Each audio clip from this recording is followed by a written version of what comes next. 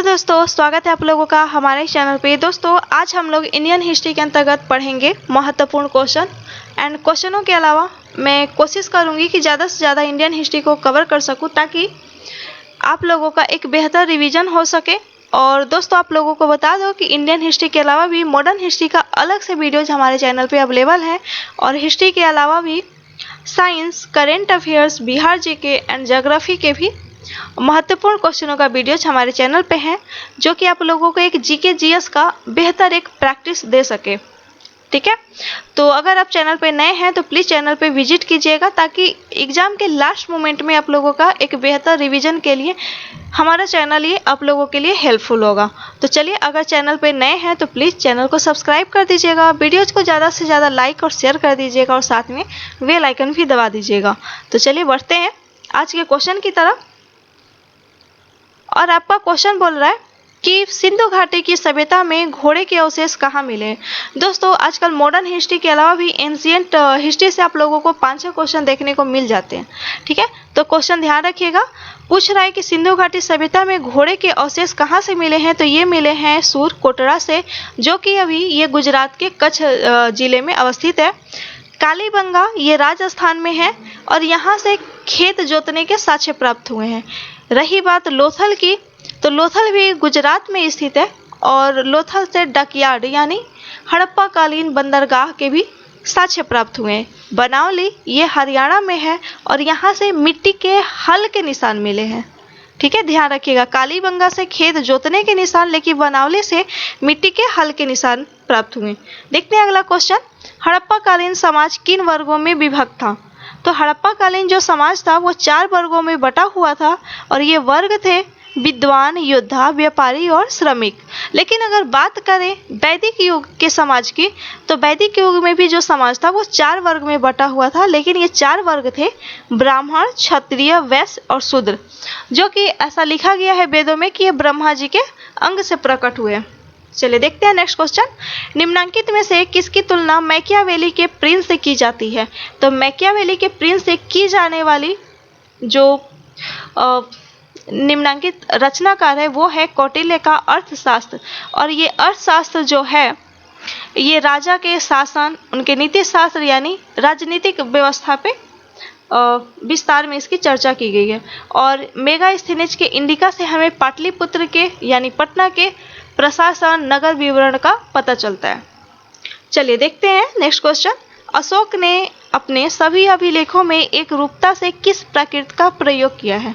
तो जिस भाषा का उसने प्रयोग किया है अशोक ने वो है अर्ध मगधी भाषा। चलिए देखते हैं अगला क्वेश्चन। प्राचीन भारत का वह प्रसिद्ध शासक जिसने अपने जीवन के अंतिम दिनों में जैन धर्म को अपनाया था, तो वो थे चंद्रगुप्त मौर्य, जो कि मौर्य वंश के संस्थापक थे। और इन्होंने अपने जीवन के अंतिम समय में दक्षिण भारत में जाकर अपने शरीर को जैन धर्म के अनुसार कुछ दिन अन्न और जल को त्याग कर अपने शरीर को इन्होंने त्याग दिया था और इस विधि को संलेखना विधि भी कहते हैं। देखते हैं नेक्स्ट क्वेश्चन। गुप्त वंश के किस शासक ने सर्वप्रथम महाधीराज की उपाधि धारण की। तो महाधीराज की उपाधि धारण करने वाले गुप्त वंश के जो शासक हैं वो हैं चंद्रगुप्त। अभी यहाँ पे कंफ्यूज मत होइएगा, मैंने अभी कुछ देर पहले जो बताया था वो चंद्रगुप्त मौर्य थे जो कि मौर्य वंश के संस्थापक थे, लेकिन ये चंद्रगुप्त जो हैं ये गुप्त वंश के शासक हैं। चलिए देखते हैं नेक्स्ट क्वेश्चन। गुप्त शासकों की सरकारी या दरबारी भाषा थी, क्या थी। तो वो है संस्कृत। जो गुप्त भाषा की सरकारी भाषा थी वो थी संस्कृत। देखते हैं नेक्स्ट क्वेश्चन। महमूद गजनवी के भारत पर आक्रमण का उद्देश्य क्या था। महमूद गजनवी जो कि 17 बार भारत पे आक्रमण किया था, तो उसका उद्देश्य क्या था। तो उसका मात्र उद्देश्य था कि यहाँ से धान प्राप्त करके और मध्य एशिया में एक अच्छा शासन का व्यवस्था कर सके। ठीक है, लेकिन अगर बात करें मोहम्मद गोरी की, जो गजनवी के बाद आया था मोहम्मद गोरी, तो उसका मेन मकसद था कि भारत में इस्लाम सत्ता यानी मुस्लिम सत्ता का प्रचार कर सके, मुस्लिम सत्ता का रूढ़ यहाँ पे स्थापित कर सके। देखते हैं नेक्स्ट क्वेश्चन। दिल्ली के किस सुल्तान को इतिहासकारों ने विरोधों का मिश्रण बताया है। तो वो शासक है मोहम्मद बिन तुगलक।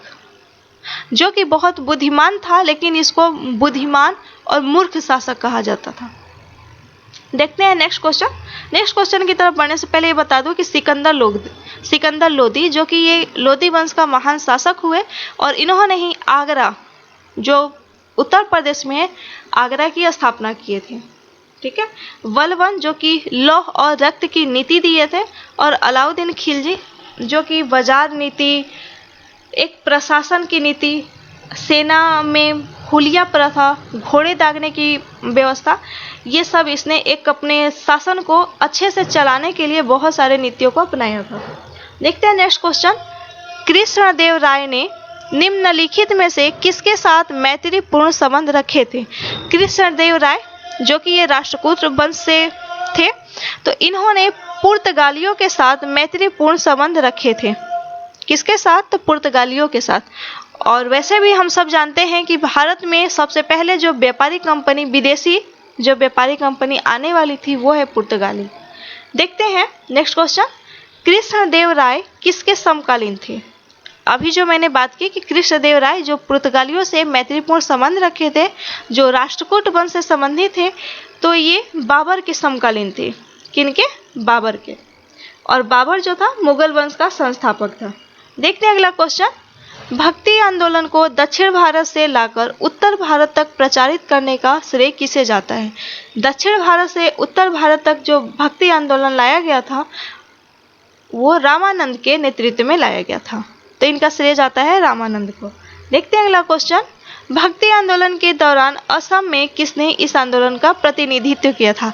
तो अलग अलग क्षेत्र में अलग अलग भक्ति आंदोलन को किसी न किसी के नेतृत्व में किया गया था। तो यहाँ पे असम के संदर्भ में बात करें तो असम के संदर्भ में इस आंदोलन का प्रतिनिधित्व किया गया था शंकर देव के द्वारा। ठीक है, शंकर देव के द्वारा। देखते हैं अगला क्वेश्चन। बाबर ने प्रसिद्ध तुलगामा नीति का प्रयोग सर्वप्रथम किस युद्ध में किया था?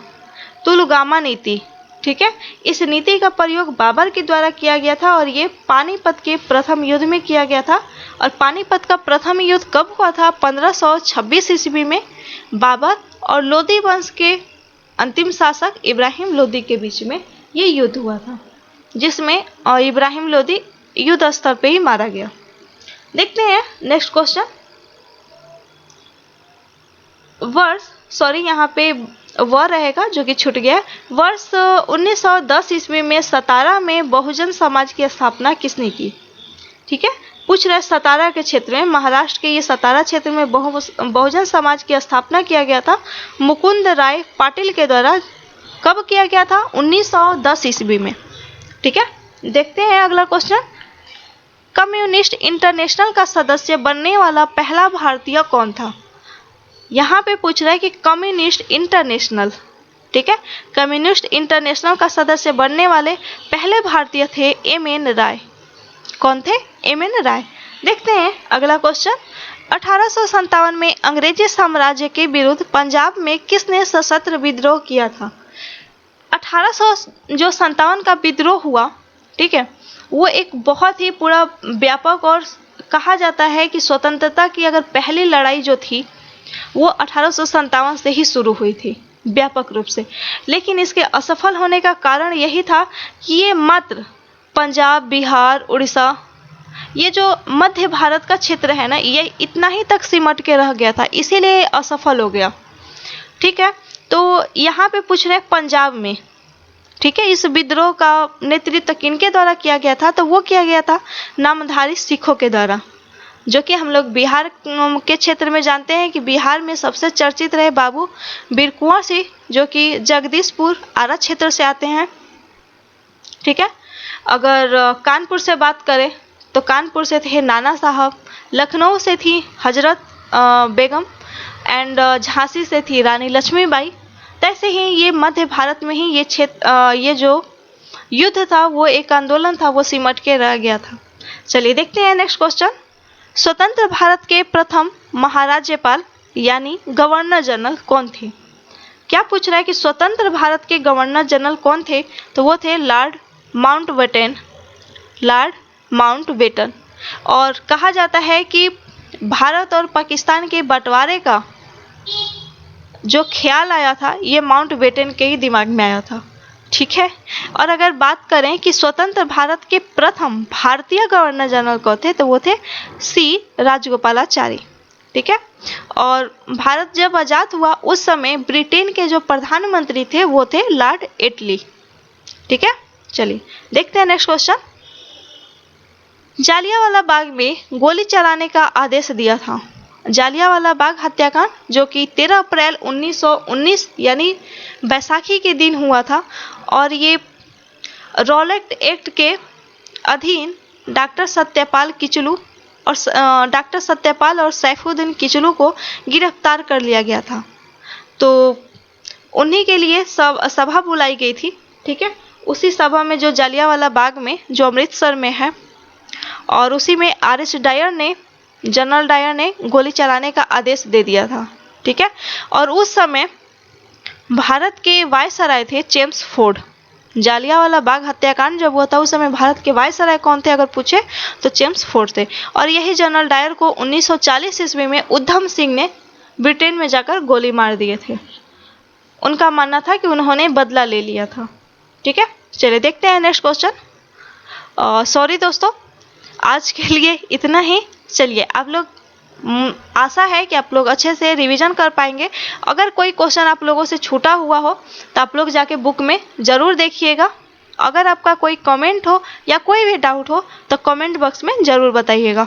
ठीक है। तो मिलते हैं नेक्स्ट वीडियोज में, तब तक के लिए रिवीजन कीजिए और आप लोगों का धन्यवाद।